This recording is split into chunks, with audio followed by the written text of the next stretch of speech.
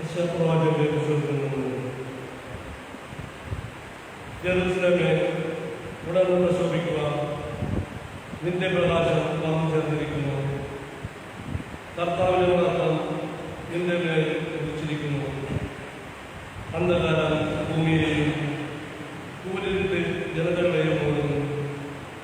എന്നാൽ കർത്താവ് നിന്റെ മേൽ വയ്ക്കുകയും അവിടുത്തെ മഹത്വം നിന്നിൽ ദൃശ്യമാവുകയും ചെയ്യും.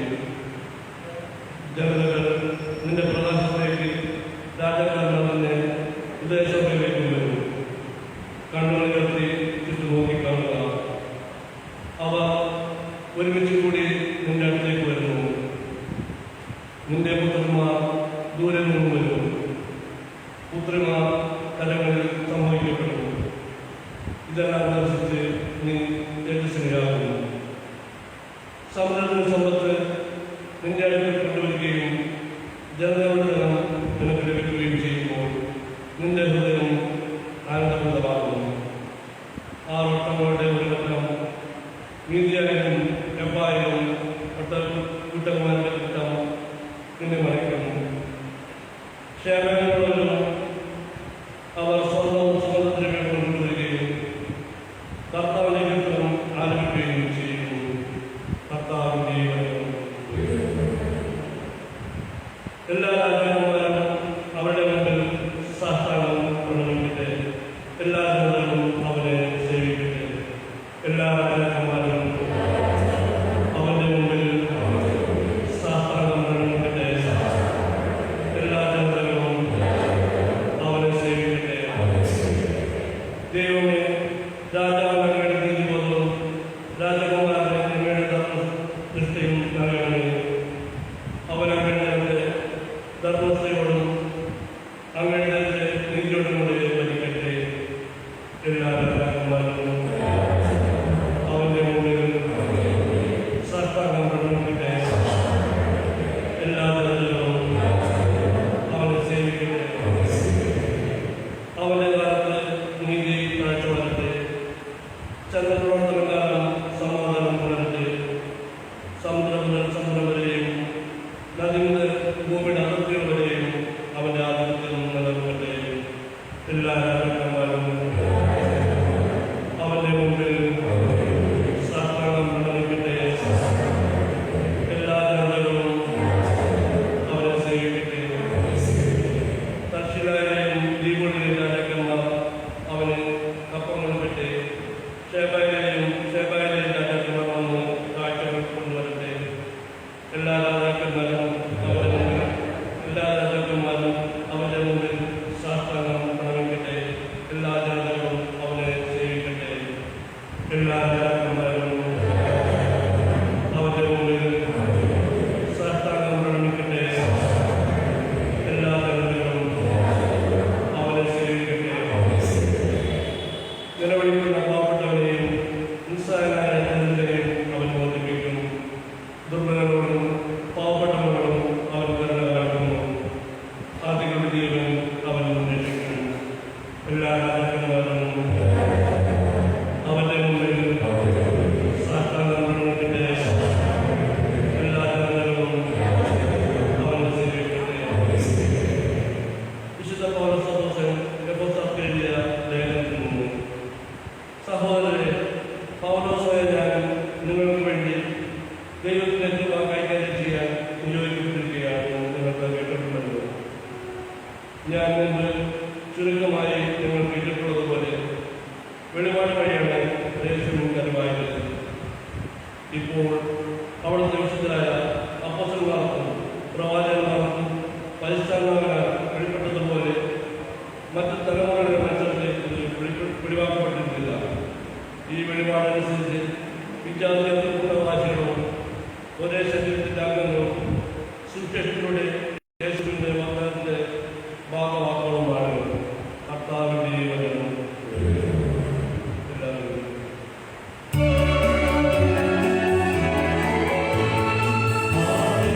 Hallelujah.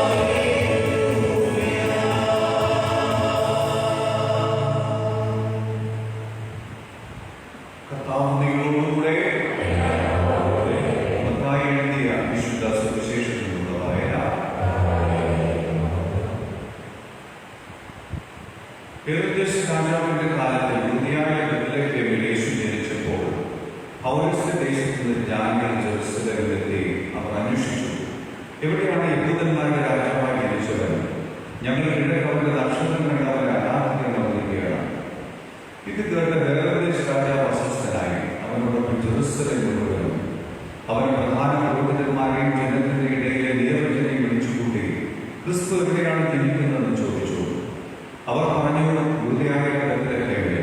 പ്രവാചകൻ എഴുതിയിരിക്കുന്നു, യൂദയായ ബെത്ലഹേമിൽ, നീ യൂദായിലെ 9 നഗരങ്ങളിൽ ഒന്നും താഴെയല്ല. എന്റെ ജനമായ ഇസ്രായേൽ നയിക്കാനുള്ളവൻ നിന്നിൽ നിന്നാണ് ഉത്ഭവിക്കുക.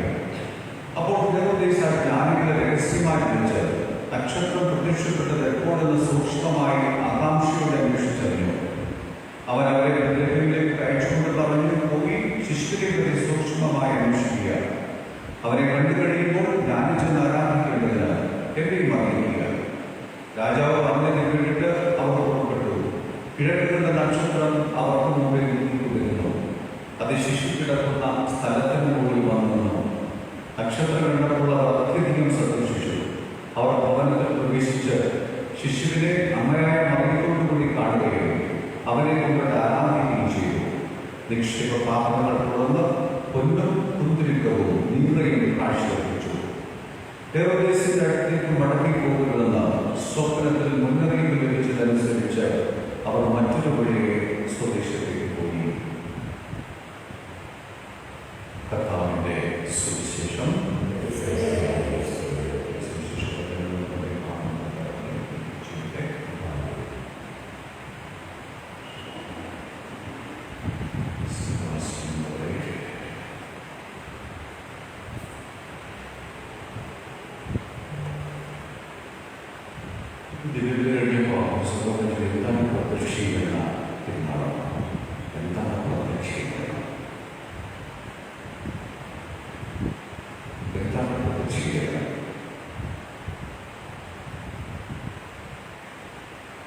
സർവജനത്തിനും വേണ്ടിയുള്ള ഒരു രക്ഷകനെ വാഗ്ദാനം ചെയ്യുകയും ആ വാഗ്ദാനം സ്വീകരിക്കാൻ കിഴക്ക് ദേശത്തു നിന്ന് വിജാതികളാണ് പുൽക്കൂട്ടിലെ ഉണ്ണിയെക്കൊണ്ട് ഇതാണ് ദൈവമെന്ന് പറയുകയും ചെയ്യുന്ന പ്രതീക്ഷിക്കുന്നത്.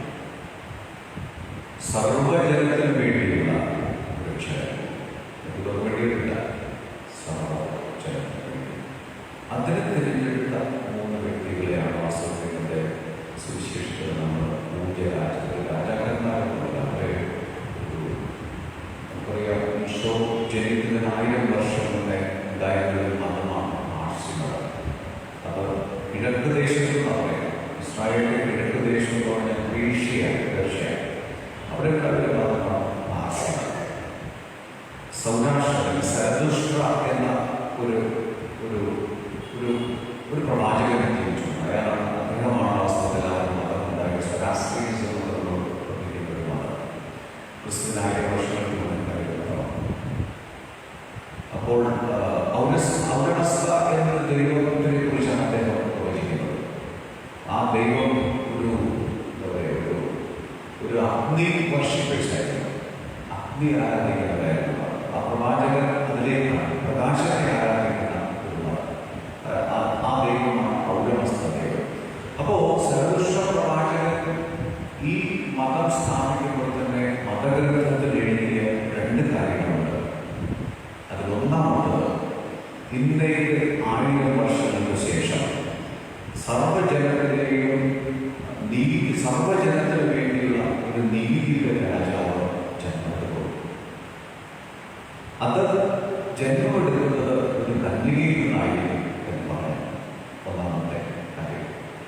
രണ്ടാമത് അദ്ദേഹം എഴുതി ക്രിസ്തു ജനിക്കുന്നതിന് 1000 വർഷം കൊണ്ട് എഴുതിച്ചിരിക്കുന്ന രണ്ടാമത്തെ കാര്യം പറയുന്നത്, അത് ഒരു നക്ഷത്രം ഉദയം ചെയ്യുമെന്നാണ്. ആ നക്ഷത്രം സകല മനുഷ്യരെയും ഈ ലോകരക്ഷകരുടെ അടുത്തേക്ക് ആനയിക്കും എന്നുള്ള 2 വാക്യങ്ങളാണ്. അപ്പോൾ ഇവര് ഈ പൂജാരാജന്മാരെന്ന് പറയുന്നത് അഗ്നി ആരാധകരായിരുന്നു. അവര് ഗോത്രാധിപന്മാരായിരുന്നു. അവര് രാജാക്കന്മാരെന്നല്ല, പുരോഹിതന്മാരെന്നൊക്കെ പറയാം, അല്ലെങ്കിൽ മജീഷ്യൻസ് എന്ന് പറയാം, അല്ലെങ്കിൽ സ്വപ്നങ്ങളെ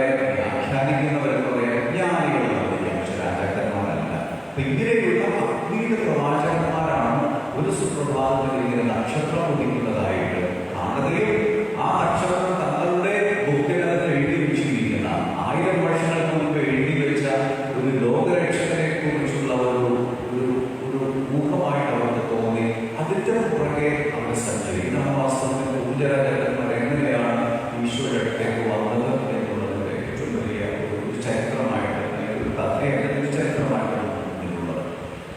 അപ്പോൾ ഇതൊന്ന്. അപ്പൊ ഇന്ന് നമുക്ക് ചിന്തിക്കാനുള്ള ഒരു വിഷയം എന്ന് പറയുന്നത്, ഈശോ പ്രത്യക്ഷീകരണത്തിൽ ദൈവരക്ഷകനായി നമ്മുടെ മുമ്പിൽ സ്ഥാപിക്കപ്പെട്ടപ്പോൾ നമ്മുടെ എല്ലാ യാത്രകളും തീർത്ഥയാത്രയായി മാറ്റാനായിട്ട് പൂജകളെ ദൈവം ആഹ്വാനം ചെയ്യുന്നുണ്ട്. എല്ലാ യാത്രകളും ഒരു തീർത്ഥവും ഒത്തിരി യാത്ര ചെയ്യുന്നുണ്ട്. ഞാൻ എപ്പോഴും ചോദിക്കാറ്, എന്താണ് ഒരു ഭക്തിയാണോ ജ്ഞാനമാണോ വരുന്നത്? നമ്മളൊക്കെ ഭക്തിയുള്ളവരാണോ ജ്ഞാനമുള്ളവരാണോ? ഭക്തി എന്ന് പറയുന്നത് ഇപ്പോൾ ഒരു ഒരു നൈമിഷികമായ ദൈവാനുഭവത്തിൽ നിൽക്കുന്നു. പിന്നെ നമ്മൾ ദൈവത്തിന്റെ അടുത്തോ അവരനുഭവം കിട്ടും, അല്ലെങ്കിൽ കിട്ടാതിരിക്കും. ഇതൊരു ഭക്തിയിൽ നമ്മൾ നിൽക്കുന്നു. പക്ഷെ ജ്ഞാനം എന്ന് പറയുന്നത് ഭക്തിയിൽ നിന്നും കുറെ സന്ദേശങ്ങൾ നമ്മുടെ ജീവിതത്തിലേക്ക് നമ്മുടെ ആത്മാവ് മനസ്സാക്ഷിയിലൂടെ ആഹ്വാനം ചെയ്യുന്നു. ആഹ്വാനം ചെയ്യുന്ന മാത്രമല്ല, ആ ആഹ്വാനത്തിന്റെ പുറകെ പോകാൻ സാധിക്കുന്നതാണ് യഥാർത്ഥത്തിൽ ജ്ഞാനി എന്ന് പറയുന്നത്. ഭക്തി എന്ന് പറയുന്നത് നമുക്കൊരു സുഖം. ദേവാലയത്തിൽ വന്ന് ദൈവത്തിലേക്ക് നമ്മൾ കൂടുതൽ സന്തോഷത്തോടെ പോയി. പക്ഷെ നമ്മളെ വളരെ ആത്യന്തികമായിട്ട് മാറ്റും. പക്ഷെ ജ്ഞാനിയാകുന്നത് എപ്പോഴും സഭ പഠിപ്പിക്കുന്നത്, മതം പഠിപ്പിക്കുന്നത്, ഏത് മതമായിട്ട് പഠിപ്പിക്കുന്ന ഒരു കാര്യങ്ങളൊന്നും ഭക്തിയിൽ നിന്ന് കുറച്ചറിവിലേക്ക്, അറിവിൽ നിന്ന് ജ്ഞാനത്തിലേക്കും, ജ്ഞാനത്തിൽ നിന്ന് ഒരു മൗലിക ഭാവം, ഒരു മിസ്റ്റിക്കലായി നമ്മളൊക്കെ അവരെ നമുക്ക് പറയുന്ന ഒരു മിസ്റ്റിക്കൽ അനുഭവത്തിലേക്ക് നമുക്ക് കിടക്കാം. ആദ്യ പടി മാത്രമേ ഈ ഒരു ഭക്തി എന്ന് പറയുന്നത്. ഇപ്പൊ ജ്ഞാനത്തിലേക്ക് കിടക്കാൻ ഇന്ന് പൂജരാജാക്കന്മാരെ നമുക്ക് നൽകുന്ന ജ്ഞാനി നക്ഷത്രത്തെ കാണുക, കണ്ടപ്പോൾ വചനത്തിലേക്ക് ഒന്ന് പോവുക, എഴുതി വെച്ച കാര്യങ്ങളിലേക്ക് പോവുക മാത്രമല്ല, ഇതിന് എന്തോ പുറകിലേക്ക് നിന്ന് സത്യമുണ്ടെന്ന് വെച്ച് ആ സത്യത്തിന്റെ പുറകെ പോവുക, അവസാനം സത്യത്തിലെത്തി. നമ്മൾ 11-ാം വാക്യത്തിൽ വായിക്കുന്നത് പോലെ അവര് മുൻകൂട്ടിൽ ഉണ്ണിയെ കണ്ട് ആരാധിച്ചു മടങ്ങി എന്നാണ്. ഇതിനെയാണ് വാസ്തവത്തിൽ നമ്മൾ ആത്മീയത എന്ന് പറയുന്നത്. അപ്പോൾ ജ്ഞാനത്തിലേക്ക് നമ്മൾ എത്തുക. നമ്മളൊക്കെ നമ്മളൊക്കെ മാംസത്തിലേക്ക് ശിഷ്യന്മാരെ യാത്ര ചെയ്തു. അവരെങ്ങനെ യാത്ര ചെയ്യുന്നത് നൈരാശ്യത്തില്. പക്ഷെ ഒരു കൂടെ കൂടിയപ്പോഴത്തേക്കും ആ യാത്ര തീർത്ഥയാത്രയായി. ഒരു ബെർണാർഡ് ഹെർസോഗ് എന്ന ഒരു ജർമ്മൻ ചരിത്രകാരനാണ്. അദ്ദേഹത്തിന്റെ ഒത്തിരി ചലച്ചിത്ര ആവിഷ്കാരമാണ്. അവരുടെ ഹൃദയസ്പർശിയായിട്ടുള്ള ഒരു സന്ദേശം പറയുന്നത്, ഒരു മനുഷ്യൻ തന്റെ പ്രിയപ്പെട്ടവർ ദൂരദേശത്ത് പാരീസിൽ ഇങ്ങനെ അവശ്യമായിട്ട് മരണത്തോട് മരണിച്ചതൊക്കെയാണ്. അപ്പൊ അദ്ദേഹം ജർമ്മനിയിലെ മ്യൂണിക്കിൽ നിന്ന് പാരീസിലേക്ക് ഒരു ഫ്ലൈറ്റ് ബുക്ക് ചെയ്യാനായിട്ട് ഫോൺ വിളിച്ചു. പക്ഷെ പിന്നെ അദ്ദേഹം തീരുമാനിക്കാൻ വേണ്ട, ആ ഫോൺ താഴെ വെച്ചു. എന്നിട്ട് അദ്ദേഹം നടന്ന് ജർമ്മനിയിലെ മ്യൂണിക്കിൽ നിന്ന് 900 കിലോമീറ്റർ നടന്ന് പാരീസിലേക്ക് എത്തി. അവിടെ ചെന്നപ്പോഴത്തേക്ക് കാണുന്ന കാഴ്ച, എന്റെ പ്രിയപ്പെട്ടവർക്ക് വേണ്ടി യാത്ര സമർപ്പിക്കുമെന്ന് പറഞ്ഞ അയാള് ചെയ്ത യാത്ര അവിടെ ചെന്നപ്പോഴത്തേക്കും ആ പെൺകുട്ടി യാതൊരു അസുഖമില്ലാതെ എഴുന്നേറ്റ് കട്ടിലിരിക്കുന്നു, തന്റെ പ്രിയപ്പെട്ടവരെ സ്വീകരിക്കുന്നു. അപ്പൊ അവള് വിശ്വസിക്കുന്ന ഒരു കാര്യം എന്താ ചരിത്രത്തിൽ പറയുന്നത്, അവളുടെ ജീവിതത്തിൽ തിരികെ പിടിച്ചത് എന്റെ പ്രിയപ്പെട്ടവരായ നിന്റെ യാത്രയാണ്. ഇതാ വാസ്തവത്തിൽ യാത്ര തീർത്ഥയാത്രയായി മാറും. നമ്മളൊക്കെ കഴിഞ്ഞ ദിവസത്തിന്റെ റോമയോ ബോക്സ് എന്ന് പറയുന്നത് 10 വയസ്സുകാരൻ വയലായിരുന്നു. കാരണം കോവിഡ് കാലഘട്ടത്തിൽ ഇറ്റലിയിലെ സിസിലിയിൽ നിന്നും ലണ്ടനിലേക്ക് നടന്നത് അപ്പുറമാണ് 10 വയസ്സുകാരനാണ്. 98 ദിവസം മുതലാണ് 2800 കിലോമീറ്റർ നടന്നെത്തിയത്. അമ്മമ്മയെയാണോ ശാന്തി പിടിച്ചു. അതെങ്ങനെ പോകും? ഫ്ലൈറ്റ് കൊണ്ട് നടന്നു 98 ദിവസം മുതൽ 10 വയസ്സുകാരനാണ് നമ്മുടെ ഇതിനെ. എന്നിട്ട് ആ അമ്മയെ കെട്ടിപ്പിടിച്ചുകൊണ്ട് സ്നേഹത്തിന്റെ ആദ്യ ലോകത്തിന്റെ സന്ദേശമായി ഇതൊരു തീർത്ഥയാത്രയാണ്. ഇതാണ് ജ്ഞാനികളുടെ യാത്ര. എന്റെ പ്രിയപ്പെട്ടവർക്ക് വേണ്ടി ദൈവത്തെ കാണാനായിട്ട് ദേവാലയത്തിൽ എന്തൊക്കെ യാഗവും എടുത്തുകൊണ്ട് നമ്മൾ വരുന്ന യാത്രയാണ് തീർത്ഥയാത്ര എന്ന് പറയുന്നത്. അപ്പൊ നമ്മള് ഒരു യാത്രയുടെ നിയോഗം ഉണ്ടെങ്കിൽ ആ നിയോഗം അത് ദൈവികമാണെങ്കിൽ, അതെന്റെ പ്രിയപ്പെട്ടവർക്ക് വേണ്ടിയുള്ളതാണെങ്കിൽ അതിനെയാണ് വാസ്തവത്തിൽ ഇതിനെയാണ് പ്രതിഷ്ഠിക്കുന്നത്. രക്ഷകരെ നമ്മുടെ ഹൃദയത്തിൽ സ്വീകരിക്കുന്നത് ഇങ്ങനെയാണ്. അതുകൊണ്ട് നമ്മൾ ഇന്ന് ചിന്തിക്കുന്ന ഒരു വിഷയം, എല്ലാ മനുഷ്യരും വിജാതികൾ പോലും വന്ന ഈശോയെ സ്വന്തം ജനതകളിൽ തിരിച്ചറിയില്ല. പുൽക്കൂട്ടിൽ കിടന്ന ഉണ്ണിയെ ദൈവമായിട്ട് കാണണമെങ്കിൽ അതിനെ കുറിച്ച് മനസ്സിലാക്കി വേണം. അത് യഹൂദർക്കില്ലായിരുന്നു. ഹൃദയകാഠിന്യമുള്ളതായതുകൊണ്ട് അവർ അങ്ങനെ കാണാൻ സാധിക്കും. എളിയ പരിസരത്തിൽ കിടക്കുന്ന ഉണ്ണി ദൈവപുത്രനാണ് തിരിച്ചറിയണമെങ്കിൽ അത്രമാത്രം വിവേകമാണ്. അതാണ് കൊരിന്ത്യർ ലേഖനത്തിൽ 3-ാം അധ്യായം 18-ാം വാക്യം പറയുന്നത്, നിങ്ങൾക്ക് ഹൃദയകാഠിന്യത്തിലാണ്. നിങ്ങളുടെ ജ്ഞാനി എന്ന ലോകം നിങ്ങൾക്ക് ഭോഷകമായിട്ട് തരണം. നീ ഒരു ജ്ഞാനിയാണെങ്കിൽ നീ ഭോഷകമായിട്ട് തന്നെ തരണം. യാക്കോബിലേക്ക് പറയുന്നത് 3-ാം അധ്യായം 13-ാം വാക്യം പറയുന്നത്, നിനക്ക് വിനയം വേണം. വിനയം ഉണ്ടെങ്കിൽ അതാണ് ഇവിടെ കാണുന്നത്. പുതിയരാജന്മാർ പോയി ഈ പുൽക്കൂട്ടിൽ കിടക്കുന്ന ഉണ്ണിയെ കാണാനുള്ള വിനയം കാണിച്ചപ്പോൾ അത് ലോക ചരിത്രത്തിൽ പ്രതീക്ഷിക്കുന്നതായി നമ്മുടെ വിശ്വാസത്തിന്റെ പ്രാർത്ഥനയായി മാറിയിരിക്കുന്നത്. അപ്പൊ അതുകൊണ്ട് നമ്മളൊന്ന് വിചാരിക്കുകയും സത്യസായി ബാബയുടെ ആശ്രമമുണ്ട്. അവിടെ വർഷത്തിൽ 2 പ്രാവശ്യം സത്യസായി ബാബ വെള്ളവസ്തു നൽകുന്നതാണ്. ഒന്ന് അദ്ദേഹത്തിന്റെ ജന്മദിനത്തിൽ, മറ്റൊന്ന് ക്രിസ്മസ് ദിനത്തിൽ. ശ്രീരാമകൃഷ്ണന്റെ ആശ്രമങ്ങളിൽ അവർ ഏറ്റവും കൂടുതൽ, ഒരുപക്ഷെ ക്രിസ്ത്യാനികളെക്കാളും കൂടുതൽ ആഘോഷിക്കുന്നത് ക്രിസ്മസ് ആണ്. അന്ന് അവരുടെ ദിവസങ്ങളിലൊക്കെ കാണാനായിട്ട് സാധിച്ചു. അപ്പോൾ ഈശോയുടെ അല്ലാത്ത ദർശനങ്ങളെ കുറിച്ചുള്ള ക്ലാസ്സുകളും പഠനങ്ങളും ആരാധനകളും പൂജകളും ഒക്കെ അവരുടെ ആശ്രമങ്ങളിൽ ക്രിസ്മസ് ദിനത്തിൽ നടത്താറുണ്ട്. ഞാൻ പറഞ്ഞു വരുന്നത്, നമുക്ക് ഒരു ലോകരക്ഷകൻ എനിക്കും ലോകത്തിനും വേണ്ടിയാണ്. ഉണ്ണീശോ ഉൾക്കൂട്ടിൽ പിറന്നത് എനിക്കും ലോകത്തിനും വേണ്ടിയാണ്. അപ്പോൾ ഞാൻ അറിയിക്കുന്നതായാൽ മാത്രം പോരാ, എൻ്റെ എല്ലാവർക്കും ഈ രക്ഷയുടെ അനുഭവം, മതത്തിന്റെ അപ്പുറത്തേക്ക് ക്രിസ്തുവാകുന്ന രക്ഷയുടെ അനുഭവത്തെ പങ്കുവയ്ക്കാനുള്ള ഒരു വിളിയിൽ തിരുസഭ നമുക്ക് നൽകുന്നുണ്ട്.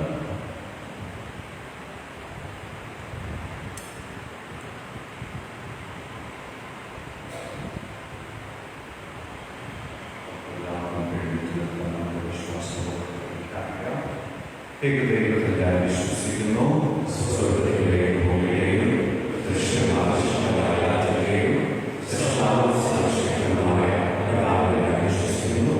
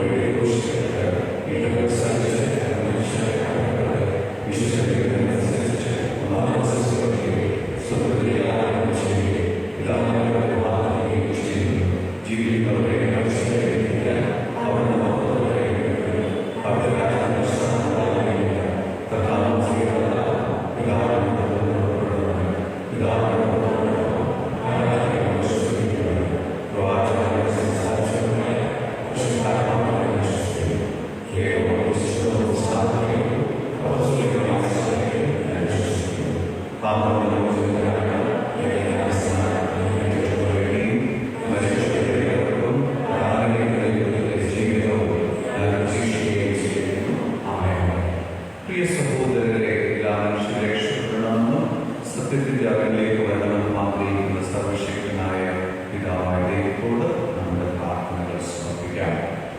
ദൈവത്തിന്റെ സഭയ്ക്ക് വേണ്ടി നമുക്ക് പ്രാർത്ഥിക്കാം. മനോഭവ കന്യക വചനത്താൽ ഗർഭം ധരിച്ചതും അപകീയമാകും ജന്മം നൽകിയതുമായ ക്രിസ്തുവിനെ വിശ്വാസസ്ഥിരതയോടെ സഭ കാത്തിരിക്കാനും സന്തോഷത്തോടെ സ്വീകരിക്കാനും വേണ്ടി കർത്താവിനോട് നമുക്ക് പ്രാർത്ഥിക്കാം. ലോകം മുഴുവൻ്റെയും അഭിവൃദ്ധിക്കും സൗഖ്യത്തിനും ശാന്തിക്കും വേണ്ടി നമുക്ക് പ്രാർത്ഥിക്കാം. ഐഹിക ദാനങ്ങൾ നിത്യതയിലേക്കുള്ള സമാനമായി പരിണമിക്കാനായി കർത്താവിനോട് നമുക്ക് പ്രാർത്ഥിക്കാം. രോഗവും വിശപ്പും ഏകാന്തതയും മൂലം ക്ലേശിക്കുന്ന എല്ലാ മനുഷ്യരും, പ്രത്യേകിച്ച് വൃദ്ധജനങ്ങൾ, ക്രിസ്തുവിന്റെ മനുഷ്യാവതാര പ്രത്യക്ഷീകരണ രഹസ്യം വഴി മനസ്സിനും ശരീരത്തിനും ഒന്നുപോലെ ആശ്വാസവും സൗഖ്യം ലഭിക്കുവാൻ കർത്താവിനോട് നമുക്ക് പ്രാർത്ഥിക്കാം.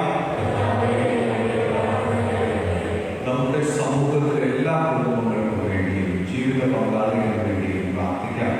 ക്രിസ്തുവിനെ സ്വീകരിച്ചുകൊണ്ട് ദരിദ്രരിൽ പോലും അവിടുത്തെ സ്വീകരിക്കാൻ എല്ലാ കുടുംബങ്ങളെയും വിശദീകരിക്കുന്നതിനായി കർത്താവിനോട് നമുക്ക് പ്രാർത്ഥിക്കാം.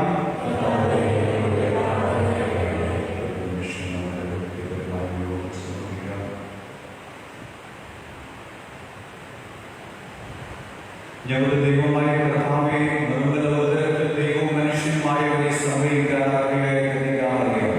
അങ്ങേ വിശ്വാസികളുടെ പ്രാർത്ഥനകൾ അങ്ങേ മുമ്പാകെ സമർപ്പിക്കട്ടെ എന്ന് ഞങ്ങൾ പ്രാർത്ഥിക്കുന്നു. ഞങ്ങളുടെ കർത്താവായ ക്രിസ്തു വഴി ഞങ്ങൾ സമർപ്പിക്കുന്ന പ്രാർത്ഥന കേട്ടുകൊള്ളണമേ.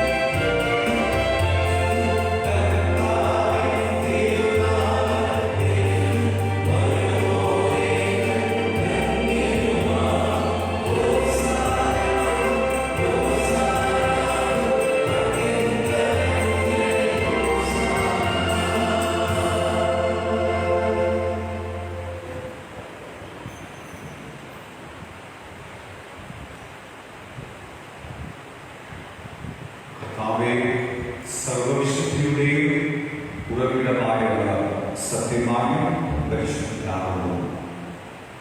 ആകയാൽ പോലെ ഈ കാണിക്കുന്നത് പ്രവർത്തനമാകുന്നു.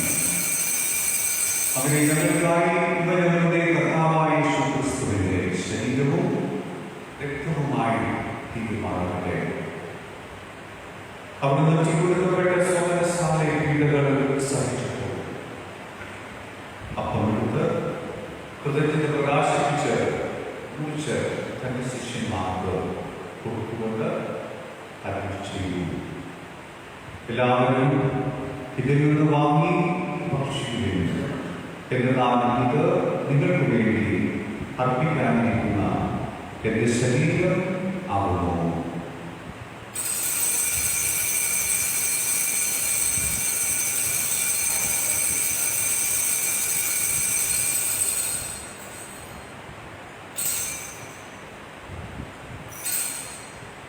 അപ്രകാരം അത്താഴം കഴിഞ്ഞ് പാനപാത്രമെടുത്ത് വീണ്ടും അങ്ങേക്ക് പ്രകാശിപ്പിച്ച് തന്റെ ശിഷ്യന്മാർക്ക് കൊടുത്തുകൊണ്ട് അരുളി ചെയ്തു. എല്ലാവരും വാങ്ങി ഇതിൽ നിന്ന് കുടിക്കുകയും എന്നാൽ ഇത് നിങ്ങൾക്ക് വേണ്ടിയും അനേകർക്ക് വേണ്ടിയും പാപമോചനത്തിനായി ചിന്തപ്പെടാനിരിക്കുന്ന എന്റെ രക്തത്തിന്റെ നവീനവും സനാതനവുമായ ഉടമ്പടിയുടെ അനുപാതമാകുന്നു. ഇത് നിങ്ങൾ എന്റെ ഓർമ്മയ്ക്കായി ചെയ്യുകയും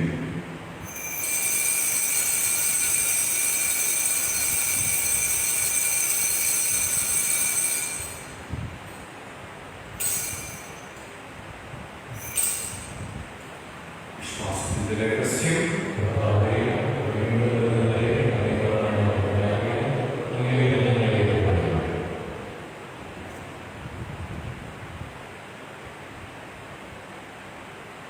ആകയാൽ കർത്താവേ, മരണം ഉയർത്തുകൊണ്ട് അങ്ങേ തിരുമുമ്പിൽ നിൽക്കുന്നതിനും അങ്ങേ പരിചരിക്കുന്നതിനും അവരാക്കി തീർക്കുന്നതിനും ഞങ്ങൾ നന്ദി പറഞ്ഞുകൊണ്ട് ജീവന്റെ അപ്പം രക്ഷയുടെ പാനപാത്രം ഞങ്ങൾ അംഗീകരിക്കുന്നു. ക്രിസ്തുവിന്റെ ശരീരത്തിലും രക്തത്തിലും പങ്കുചേരുന്ന ഞങ്ങളെ പരിശുദ്ധാത്മാവിൽ ഒന്നായി ചേർക്കുന്നവർ താഴ്മയോട് ഞങ്ങൾ അപേക്ഷിക്കുന്നു. കർത്താവിനോട് വ്യാപിച്ചു കിടക്കുന്ന അങ്ങേ സഭയോടണമേ. ഞങ്ങളുടെ ഫ്രാൻസിസ് പാപ്പയോട് ഞങ്ങൾ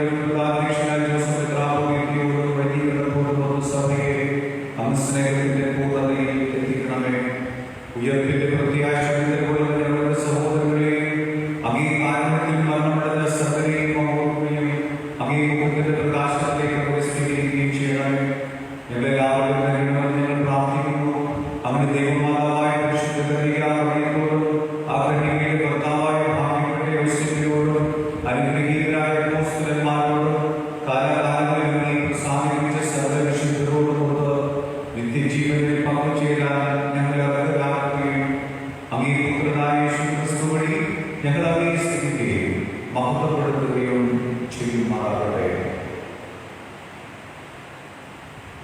ക്രിസ്തുവിലൂടെ, ക്രിസ്തുവിനോടുകൂടെ, ക്രിസ്തുവിൽ തന്നെ സർവശക്തനായ ദൈവവും പിതാവുമായ പരിശുദ്ധാത്മാവുമായ എല്ലാ ബഹുമതിയും മഹത്വവും എന്നേക്കും രക്ഷാകരമായ കൽപ്പനകളാൽ ബോധിതരായ ദൈവപ്രദേശത്താജുമോഹരായ മറുപടി നമുക്ക് ഏറ്റുപാടാം.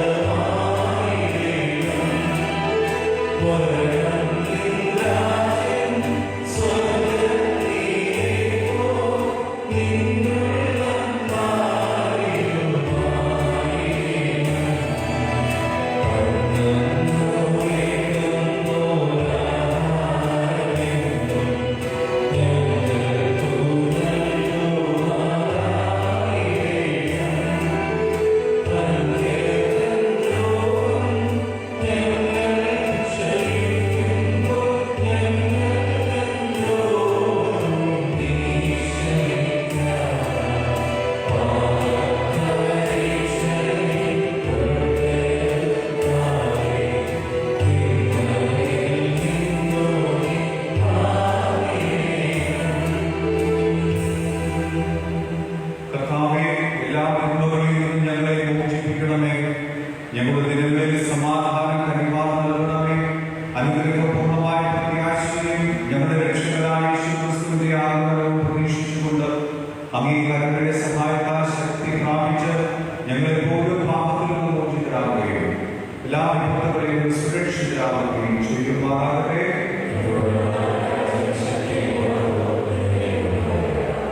സമാധാനം നിങ്ങൾക്ക് നൽകുന്നു, എന്റെ സമാധാനം നിങ്ങൾക്ക് ഞാൻ തരുന്നു എന്നീ അപ്പോസ്തലന്മാരുടെ അരുളി ചെയ്ത കർത്താവായ യേശുക്രിസ്തുവേ, ഞങ്ങളുടെ പാപങ്ങളല്ല പിന്നെയോ അങ്ങേ സഭയുടെ വിശ്വാസത്തിൽ പാപം അങ്ങേ തിരുവുള്ളതനുസരിച്ച് സഭയുടെ സമാധാനവും ഐക്യത നൽകാൻ കഴിയണമേ. എന്നത് ജീവിക്കുകയും വളരുകയും ചെയ്യുന്ന അങ്ങേ പ്രാർത്ഥന കേൾക്കണമേ. കർത്താവിന്റെ സമാധാനം നിങ്ങളോടുകൂടെ എപ്പോഴും ഉണ്ടായിരിക്കട്ടെ. പരസ്പരം സമാധാനം ആശംസിക്കുന്നു.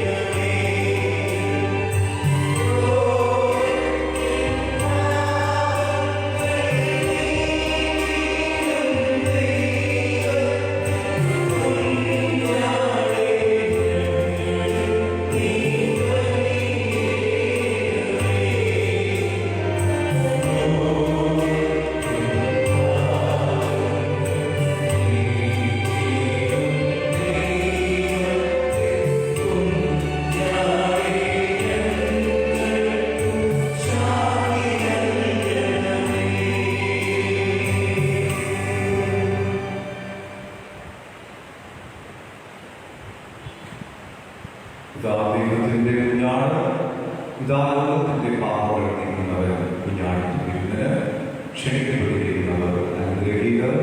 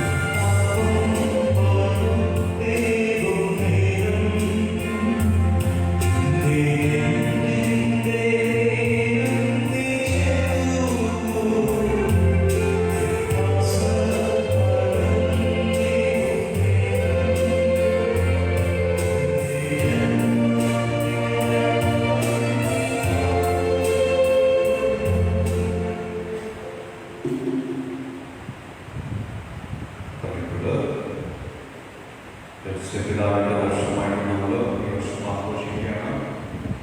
ഡിസംബർ 8 മുതൽ നമ്മൾ കഴിഞ്ഞ ഡിസംബർ 8 മുതൽ 2022 വരെയാണ്, ഡിസംബർ 8 വരെയാണ് ഒരു വർഷമായിട്ട് സെയിൻറ്റ് ജോസഫായിട്ട് നമ്മൾ ആഘോഷിക്കുന്നത്. അത് മാത്രമല്ല, നമ്മുടെ അതിരൂപതയെ സംബന്ധിച്ചിടത്തോളം 1888 ഏപ്രിൽ 1 ലയോ 13 പാപ്പ വിശുദ്ധ പിതാവ് വരാപ്പുഴ രൂപതയുടെ മധ്യസ്ഥനും സംരക്ഷകനുമായി പ്രഖ്യാപിച്ചതിൻ്റെ പ്രത്യേകത കൂടി നമ്മുടെ ഈ വർഷത്തെ വരാപ്പുഴ രൂപതയെ സംബന്ധിച്ചിടത്തോളം പ്രത്യേകതയുണ്ട്. അതുകൊണ്ട് വരാപ്പുഴ രൂപത വിശുദ്ധ പിതാവിൻ്റെ ആഘോഷത്തിന്, ഈ ഒരു ആഘോഷത്തിന് കുറച്ചുകൂടെ പ്രാധാന്യം കൊടുക്കുന്നതായുള്ള നമ്മുടെ മെത്രാപ്പൊലീത്ത ഓർമ്മിപ്പിക്കുന്നുണ്ട്. യോസേപ്പിനാഘോഷത്തിൽ നമ്മുടെ അതിരൂപതയിലെ വിശുദ്ധ പിതാവിന്റെ നാമധേയത്തിലുള്ള എല്ലാ ദേവാലയങ്ങളും തീർത്ഥാടന കേന്ദ്രങ്ങളായിരിക്കും എന്നുകൂടി മെത്രാപ്പൊലീത്ത നമ്മളെ ഓർമ്മിപ്പിക്കുന്നുണ്ട്. വിശുദ്ധ പിതാവ് ഫ്രാൻസിസ് പാപ്പ അപ്പസ്തോലികൻ പെനിറ്റൻഷ്യറിയുടെ തരത്തിന് വഴിയായ യോസേപ്പിനാഘോഷത്തിൽ പ്രത്യേക പൂർണ്ണദണ്ഡ വിമോചനങ്ങൾ പ്രഖ്യാപിച്ചിട്ടുണ്ട്. പ്രസാദം, ദിവ്യകാരുണ്യ സ്വീകരണവും പാപ്പയുടെ നിയമങ്ങൾക്ക് വേണ്ടിയുള്ള പ്രത്യേക പ്രാർത്ഥന വഴി ഈ ഒരു പൂർണ്ണദണ്ഡ വിമോചനത്തിനായിട്ട് പ്രത്യേകം സമീപിക്കാവുന്നതാണ് എന്ന് നമ്മളെ ഓർമ്മിപ്പിക്കുന്നുണ്ട്. അതേപോലെ യോസേപ്പിനാഘോഷത്തിന്റെ അതിരൂപത ഉദ്ഘാടനം വിശുദ്ധ തീർത്ഥാടന കേന്ദ്രമായ തൃപ്പൂണിത്തുറ വടക്കേക്കോട്ട സെയിന്റ് ജോസഫ് ദേവാലയത്തിൽ വെച്ച് ഈ വർഷം ആദ്യ ബുധനാഴ്ച, അതായത് വരുന്ന 6-ാം തീയതി മെത്രാപ്പൊലീത്ത നിർവഹിക്കുന്നതാണ്. അതോടൊപ്പം തന്നെ ഒരു ആഹ്വാനം നമുക്ക് നൽകിയിട്ടുണ്ട്. എല്ലാ ഇടവകളിലും 2021 ജനുവരി 10-ാം തീയതി, അതായത് അടുത്ത ഞായറാഴ്ച യോസേപ്പിനാഘോഷത്തിന്റെ ഉദ്ഘാടനത്തോടനുബന്ധിച്ച് ഉദ്ഘാടനം നടത്താനും ദീപം കൊളുത്തി അത് നിർവഹിക്കണമെന്നും മെത്രാപ്പൊലീത്ത നമ്മളെ ഓർമ്മിപ്പിക്കുന്നുണ്ട്. ഒരു കാര്യം കൂടി പറയുന്നത്, മെത്രാപ്പൊലീത്ത ജനുവരി 10 ഞായറാഴ്ച, അതായത് അടുത്ത ഞായറാഴ്ച നമ്മുടെ എല്ലാ കുടുംബങ്ങളിലും ജപമാല പ്രാർത്ഥനയ്ക്ക് ശേഷം 8 മണിക്ക് കുടുംബനാഥന്മാർ വിശുദ്ധ യോസേപ്പിതാവിനുള്ള ജപം ചൊല്ലിക്കൊടുത്തുകൊണ്ട് യോസേപ്പിതാഘോഷത്തിന്റെ തുടക്കം കുറിക്കണമെന്നും മെത്രാപ്പൊലീത്ത നമ്മളെ ഓർമ്മിപ്പിക്കുന്നുണ്ട്. മറ്റു കാര്യങ്ങളൊക്കെ സാവധാനങ്ങളെ അറിയിക്കുന്നതായിരിക്കും. നമ്മുടെ ദേവാലയമായിട്ട് ബന്ധപ്പെട്ടുള്ള യോസേപ്പിതാവിന്റെ വർഷാചരണം നമ്മൾ കുറച്ചുകൂടെ വിപുലമായിട്ടും സ്നേഹത്തോടെയും യോസേപ്പിതാവിന്റെ പ്രത്യേകം മധ്യസ്ഥതയും നടത്തുന്നതാണ്. അതിന്റെ വിശദാംശങ്ങൾ നമുക്ക് പിന്നെ ചിന്തിക്കുകയും അറിയുകയും ചെയ്യുന്നതാണ്. ഒരു പ്രത്യേക ഓർമ്മിപ്പിക്കുന്നു. അടുത്ത ഞായറാഴ്ച നമ്മുടെ തിരുക്കുടുംബത്തിന്റെ ദേവാലയത്തിന്റെ മധ്യസ്ഥതയിൽ കുടുംബത്തിന്റെ തിരുനാൾ നമ്മൾ കൊണ്ടാടുകയാണ്. സാഹചര്യങ്ങൾ കണക്കുകൾ വലിയ രീതിയിൽ നമ്മൾ 8, 9, 10 തീയതികളിൽ വെള്ളിയാഴ്ച, അടുത്ത വെള്ളിയാഴ്ച പതിവ് പോലെ രാവിലത്തെ 2 തീയതികളിൽ ഉണ്ടായിരിക്കും. വൈകിട്ട് 5:30 ദിവ്യകാരുണ്യ നോവേനയും അതുപോലെ 6 മണിക്ക് കൊടികയറ്റവും കൊടികയറ്റവും അതിനുശേഷം ദിവ്യബലിയും. അതേപോലെ ശനിയാഴ്ച അത് രാവിലെ പതിവ് പോലെ കുർബാനകളുണ്ടായിരിക്കും. വൈകിട്ട് 6 മണിക്കായിരിക്കും ദിവ്യബലി. അന്ന് ദിവസം നമ്മൾ സാധാരണ പെരുന്നാളിൽ ചെയ്യുന്നത് 10 മണിക്ക്, ശനിയാഴ്ച രാവിലെ 10 മണിക്ക് നമ്മുടെ ഉള്ളിലായിട്ടുള്ള ദിവ്യബലി ആഘോഷവും തിരുനാൾ ആഘോഷവും ഈ പ്രാവശ്യം നമുക്ക് സാധിക്കില്ല. പക്ഷേ ആർക്കെങ്കിലുമൊക്കെ രോഗാതുരായി കഴിയുന്നവരും മുതിർന്നവരുണ്ടെങ്കിൽ ശനിയാഴ്ച ഏകദേശം 10 മണിക്ക് നിങ്ങൾ അറിയുകയാണെങ്കിൽ അവർക്ക് ദിവ്യകാരുണ്യവും പ്രസാദമൊക്കെ കൊടുക്കാൻ നടത്താനുള്ള ഒരു അവസരമുണ്ട് എന്ന് പ്രത്യേകം ഓർമ്മിക്കണം. വരുന്നത് ശനിയാഴ്ച. ഞായറാഴ്ച തിരുനാൾ ദിനം രാവിലെ 5:30 ഒരു ദിവ്യബലി, അതിനുശേഷം 7:30 തിരുനാൾ ദിവ്യബലി. ഒരു ദിവ്യബലി കൂടി നമ്മൾ വൈകിട്ട് അന്നേ ദിനമുണ്ട്, വൈകിട്ട് 6 മണിക്ക്. അപ്പം അന്ന് 3 ദിവ്യബലികൾ മാത്രമേ ഉണ്ടായിരുന്നുള്ളൂ ഓർമ്മിപ്പിക്കുന്നു. വൈകിട്ട് അടുത്ത ഞായറാഴ്ച വൈകിട്ട് 7 മണിക്ക് മുതൽ 8 മണി വരെ കുടുംബ കൂട്ടായ്മ എല്ലാ വർഷവും നമ്മൾ കാർമൽ കോളേജിൽ വെച്ച് നടത്തുന്നതാണ്. ഈ പ്രാവശ്യം നമുക്ക് സാഹചര്യങ്ങൾ അനുവദിക്കാതെ ഗൂഗിൾ മീറ്റിലാണ്, ഡിജിറ്റൽ ആഘോഷങ്ങളാണ് നടത്തുന്നത്. അപ്പോൾ അതുകൊണ്ട് ആ 1 മണിക്കൂർ നിങ്ങളുടെ ലിങ്ക് കഴിച്ചു തരുന്നതായിരിക്കും. കൊഴിഞ്ഞോട്ടിയ 2020 പേരിൽ കുടുംബ യൂണിറ്റുകളുടെ കലാപരിപാടികളും ആഘോഷമുണ്ട്. 7 തൊട്ട് വൈകിട്ട് 7 തൊട്ട് 8 വരെ 10-ാം തീയതി വൈകിട്ട്. സ്തോത്ര കാഴ്ച കഴിഞ്ഞ ആഴ്ചയിൽ 8,275 രൂപ. എല്ലാവർക്കും പ്രത്യക്ഷീകരണത്തിൽ നാളെ നൽകുന്നതിനും ദൈവം നൽകിയിരിക്കട്ടെ.